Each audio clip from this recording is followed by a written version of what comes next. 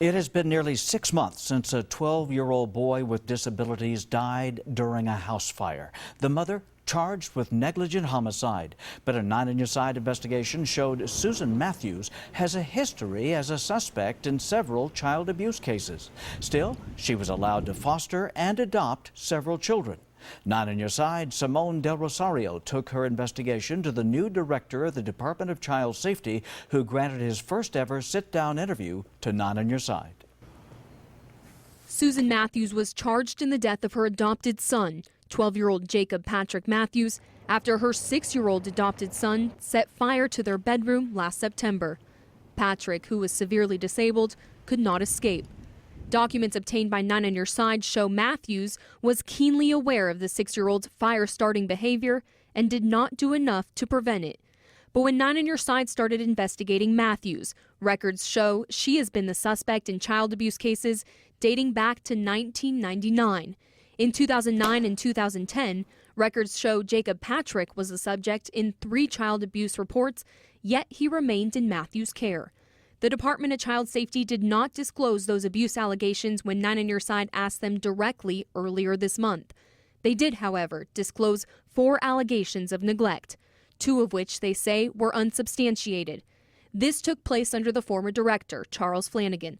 Since then, Greg McKay has taken over, a former police detective who in 2013 blew the whistle on state officials' failure to investigate more than 6,500 cases of child abuse and neglect. In McKay's first ever sit-down interview as director, he called Jacob Patrick's story horrific and sad. He said it calls into question everything from investigations to who should be considered fit to be a foster or adoptive parent. And we need to make sure that in the future, Patrick's death was not in vain. Patrick's death could quite possibly have led to somebody else's life. McKay said the department needs to get better at detecting red flags. Our workforce is underdeveloped sometimes. They're inexperienced sometimes. They don't detect these things that somebody that had the blessing of a long career and a lot of exposure knows. So we need to somehow get that to them and get it to them fast. He's starting a training program he says is a game changer. It'll focus on past cases where the department has made mistakes and a child has died as a result.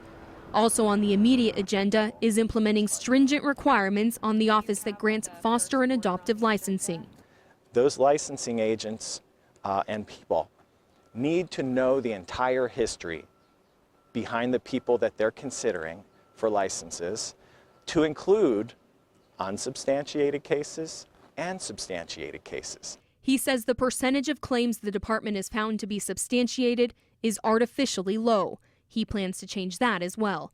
Overall, it's a big overhaul to the department that was said to be overhauled a year ago, and it's driven by cases like Jacob Patrick's. Simone Del Rosario, KGUN-9 on Your Side.